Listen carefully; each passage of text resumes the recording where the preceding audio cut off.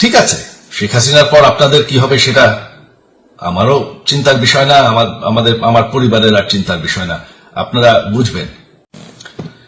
আমি সজীব ওয়াজেদ জয় বলছি।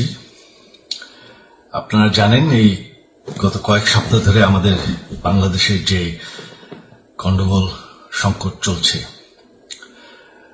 এই যে ছাত্রদের কোটা বিরোধী আন্দোলন, কোটার বিরুদ্ধে আমরাও ছিলাম।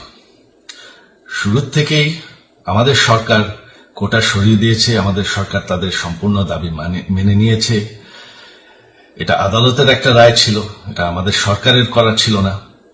তাও আমরা অ্যাপিল করে দ্রুত এই কোটা তুলে দিই। তাতেও আন্দোলনকারীরা সন্তুষ্ট না। আমরা তাদেরকে আলোচনায় রেখেছি। আমরা একটা জুডিশিয়াল কমিশন